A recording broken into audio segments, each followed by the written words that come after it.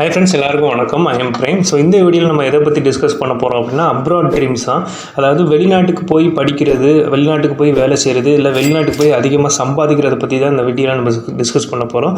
So நம்ம ஊரில் India மாதிரியான டெவலப்பிங் கண்ட்ரியில் நிறையா பேருக்கு வெளிநாட்டுக்கு போயிட்டு வேலை செய்யணும், சம்பாதிக்கணும், சீக்கிரமாக செட்டில் ஆகணும்னு எண்ணங்கள் கண்டிப்பாக இருக்கும். ஸோ அதை எப்படி முயற்சி பண்ணலாம், எந்த மாதிரி ப்ரொசீஜர் ஃபாலோ பண்ணலாம் அப்படின்னு என்னால் முடிஞ்ச கைடன்ஸ் நான் அந்த வீடியோவில் கொடுக்குறேன். ஸோ முக்கியமாக இப்போ ஏஷியன் மாதிரியான கண்ட்ரிஸ் பார்த்திங்கன்னா, அது முக்கியமாக இந்தியாவில் அதிக விதமான பாப்புலேஷன் இருக்காங்க. ஸோ இந்த பாப்புலேஷனால் நிறைய பேருக்கு நிறைய விதமான வேலைகள் கிடைக்கிறதில்ல. அப்படி வேலை கிடைச்சாலும் அதுக்கேற்ற மாதிரி ஊதியம் கிடைக்கிறதெல்லாம் கேட்டால் கண்டிப்பாக கிடைக்கிறதில்ல. ஸோ இந்த முக்கியமான காரணத்தால் நிறைய பேர் வெளிநாட்டுக்கு பயணம் பண்ணுறாங்க. அங்கே போய் அவங்களோட பொருளாதாரத்தை ஈட்டி நிறைய விதமான வளர்ச்சிகளை மேற்கொள்வாங்க. ஸோ அதில் நிறைய பேருக்கு என்ன டவுட் இருக்குது அப்படின்னா, எந்த கண்ட்ரி ட்ரை பண்ணலாம், ஸோ எப்படி ட்ரை பண்ணலாம், இந்த மாதிரி ப்ராசஸ்லாம் இருக்குது, யாரை நம்பலாம், யாரை நம்பக்கூடாதுன்னு அப்படி பல கன்ஃபியூஷனில் இருப்பாங்க. ஸோ ஃபஸ்ட்டு நீங்கள் என்ன செய்கிறீங்க அப்படின்னா, நீங்கள் எந்த கண்ட்ரிக்கு போகிறீங்க அப்படின்னு ஒரு புரிதல் இருக்கணும். So first western countries try பண்ணுறீங்களா, இல்லை ஏஷியன் கண்ட்ரிஸ் ட்ரை பண்ணுறீங்களா அப்படின்னு ஒரு புரிதல் இருக்கணும். ஸோ அந்த புரிதல் மட்டும் இல்லாமல் நீங்கள் அந்த கண்ட்ரிஸை பற்றி பக்காவான ஹிஸ்ட்ரி படிக்கணும். ஸோ அந்த கண்ட்ரியில் பொருளாதாரம் என்ன, இப்போ யார் ஆட்சியில் இருக்காங்க, 100 வருஷத்துக்கு முன்னாடி அது எப்படி இருந்தது, அடுத்த 100 வருஷத்துக்கு இந்த கண்ட்ரி எப்படி இருக்கும் அப்படிங்கிற எல்லா தகவலையும் நீங்கள் சேகரிங்க. ஸோ பக்காவான ஹிஸ்ட்ரி, ஸோ அதாவது நீங்கள் பர்டிகுலராக போகக்கூடிய கண்ட்ரிஸோட ஹிஸ்ட்ரியை பக்காவாக அனலைஸ் பண்ணிட்டீங்க அப்படின்னா உங்களுக்கு அடுத்து அந்த கண்ட்ரிஸை ட்ரை பண்ணுறதுக்கு ரொம்பவே ஈஸியாக இருக்கும். ஸோ அது முக்கியமாக இப்போது நிறைய பேர் வெஸ்டர்ன் கண்ட்ரிஸ் ட்ரை பண்ணுவீங்க. இப்போ யூஎஸ், கனடா, நியூசிலாந்து, அதுக்கப்புறம் யூகே போன்ற நாடுகளை ட்ரை பண்ணிட்டு இருப்பீங்க.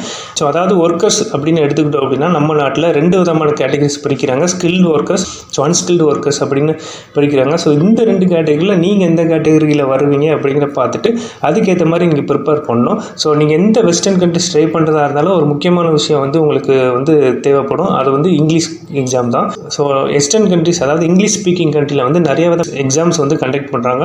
இந்த எக்ஸாம்ஸ் நீங்கள் ஏதாவது ஒரு எக்ஸாம்ஸ் சூஸ் பண்ணி அதில் நீங்கள் ஒரு சர்டைன் ஸ்கோர்ஸ் பாஸ் பண்ணிங்கன்னா அப்படின்னா கண்டிப்பாக ஈஸியாக அங்கே போகிறதுக்கு உங்களுக்கு ஈஸியாக இருக்கும். அதில் முக்கியமான எக்ஸாம்ஸ் நம்ம எடுத்துட்டோம் அப்படின்னா டோஃபல், அப்புறம் ஐகில்ஸ், அந்த மாதிரி எக்ஸாம்ஸ் அவங்க ஆஃபர் பண்ணுறாங்க. ஸோ இதில் ஏதாவது ஒன்று நீங்கள் சூஸ் பண்ணிட்டு அதுக்கு ப்ரிப்பரேஷன் பண்ணிவிட்டு நல்லா உங்களோட கம்யூனிகேஷனை இம்ப்ரூவ் பண்ணிவிட்டு அதுக்கப்புறம் அவங்க சொல்கிற எல்லா கைடன்ஸும் ஃபாலோ பண்ணிட்டீங்க அப்படின்னா நீங்கள் ஈஸியாக வேறு கண்ட்ரிக்கு மைக்ரேட் ஆகலாம்.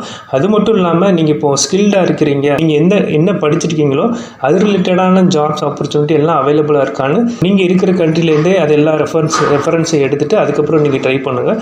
ஸோ அது மட்டும் இல்லாமல் இப்போ நீங்கள் ஸ்கில்டாக இருக்கிறீங்கன்னா நீங்கள் பர்டிகுலர் ஸ்கில்லில் எந்த ஸ்கில்லில் நீங்கள் நல்ல டேலண்ட்டாக இருக்கீங்க அப்படின்னு அனலைஸ் பண்ணுங்கள்.